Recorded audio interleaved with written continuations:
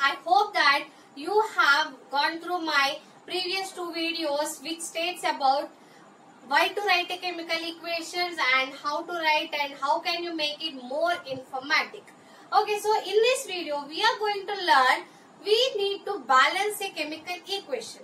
So why to balance it and how to balance it, let us see in this video. So we generally have one law called law of conservation of mass. Mass cannot be created nor destroyed.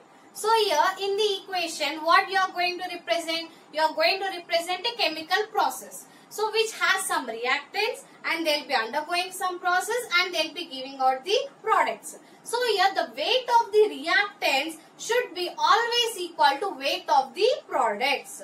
So practically it is not possible because now if you are taking a coal or a wood, let us take. If you are burning that wood, then what happens? It turns to ashes. But will the weight of the wood and ashes will be equal? No, it won't be equal. But if you are considering the surroundings of that ashes, then the weight will be definitely equal.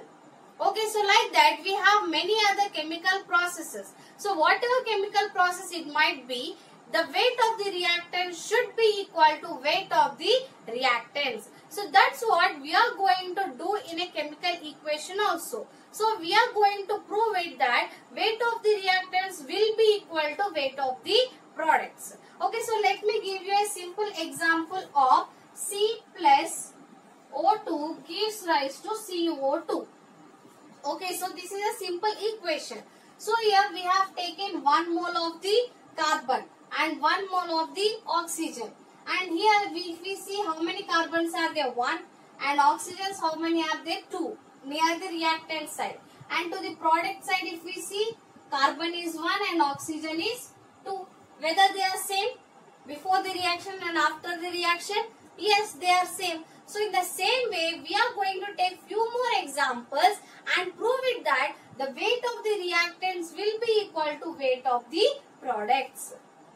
So one of my students have asked that why we should write these numbers below and what is the difference between the numbers written here and the numbers written before the any of the element. So here what is the difference is, here whatever number you are writing, it represents the number of atoms. So there is a difference between atoms and molecules. Okay. So whatever number we are writing behind the any of the element, it represents number of molecules. Okay, but whatever number you are writing below the element, it represents number of atoms. So here we have taken H2. H2 means there are 2 hydrogen atoms. Okay, so 2 hydrogen atoms are involving in the reaction. If I have written 2H2, then what it means? It means that 2 molecules of hydrogen are involved. So single molecule is only H2. Okay, like that 2 molecules are involving in the reaction. So understood, no? So what is the difference between this writing number behind the element and writing below? Okay, so let us know how to balance a equation. So it is having a stepwise process. So first you need to know that whether the given equation is balanced or unbalanced. So if it is an unbalanced equation, we say it as a skeleton equation. We say unbalanced equation or skeleton equation. So how to know it? So first you need to draw a table. Okay, so which has reactants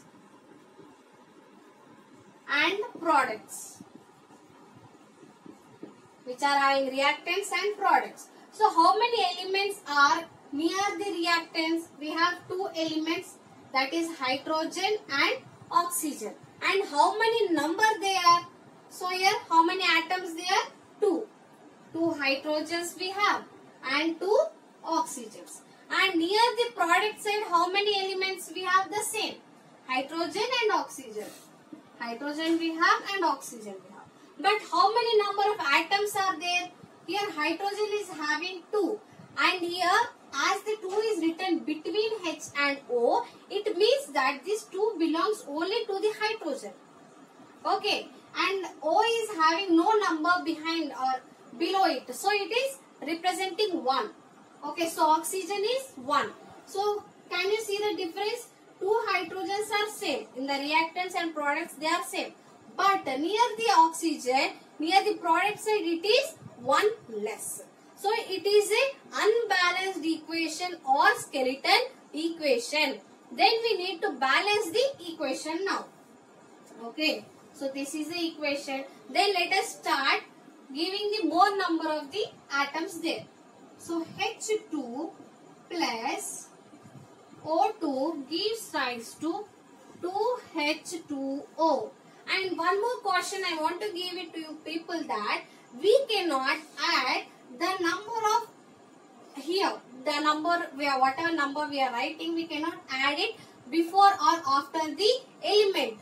Why? Because as I already told, it represents the number of atoms. Okay, so now if I am adding 2 here, what happens? It is H2O2. The compound itself is changing. H2O is water. H2O2 is hydrogen peroxide. The compound itself is changing. That's why we should not add below the element. We should always add to the number of moles. Okay, so when we add this 2 here, what happens? It is changing the number of atoms. Yes, okay, oxygen are stable. But now what happened? The hydrogen are unstable again. See here, we have to multiply these 2. 2 into 2, how much? 4. But near the reactant side, how many hydrogens we have? Only 2 hydrogens. Then we have to balance near the reactant side. So as the same, we have to not add near the below side, we have to add it near the molecule side. So that is 2H2 plus O2 gives rise to 2H2O. Okay, now we can see that all the elements are stable. See here, again you draw a table and let us know it. Okay, so here reactants and here are products. So again the same elements, no, hydrogen and oxygen. Hydrogen we have to multiply. 2 into 2 is nothing but 4. And oxygen, how many are there? Same, 2. And on the product side, hydrogen are 4. 2 into 2, 4. And oxygen are 2. Okay, understood. So like this, we have to balance a equation. And at the end, as we got same number of the atoms, the given equation is balanced. Whatever you are taken the equation, now you have balanced it. Let us see one more example and you will be getting a clear idea of balancing an equation. So now let us see a small little bit twisty problem. So here this is HgNO3 taken twice plus Ki gives rise to HgI2 plus KNO3. Okay, so this is a problem. Now we have to know whether or decide whether it is a skeleton equation or a balanced equation. So in the same way that we are going to write the reactants and products. Okay, so this is the reactants and products. So here Hg is mercury and N is nitrogen and O is oxygen and K is potassium and I is iodine. So there are 5 elements which are reacting in the reactant side or in the equation. Okay, so let us see how many of them are of each. Okay, so if we take first mercury, it is only 1 because no number is written nearby. We are taking mercury as 1. And nitrogen, how many? If we see directly, you will be knowing that you will think that it is 1, but it is not 1 because the 2 is given out of the bracket. Means that 2 moles will be applicable for the nitrogen as well as for the oxygen. Means nitrogen, how many are there? 2. Okay. And how many oxygens are there then? Here 3 is there, here 2 is there. Then how to calculate it? You have to multiply it. 3 into 2 is how much? 6. Okay. So 6 oxygen atoms are there. And next, how many atoms of potassium? Only 1. Iodine also 1 near the reactant side. So let us see the same in near the product side. Okay. So now mercury, how many? The same 1. And nitrogen, it is 1 near the product side. And oxygen is 3 near the product side. and potassium 1 and iodine is 2. Okay, so now you can know now that all the elements except mercury and potassium, all the three are the unbalanced or skeleton. So now we have to balance the equation. So let us take any one of the element and let us balance them. Okay, so let us take nitrogen. It will be easy. Good. HgNO3 taken twice plus Ki gives rise to HgI2 plus 2KNO3. Okay, so as we have written 2 here, it is calculated for potassium and nitrogen and oxygen. Now the potassium is also increased. Before it was stable or same, but now it is unbalanced again. So here 2 potassium, 2 nitrogen and 6 oxygens.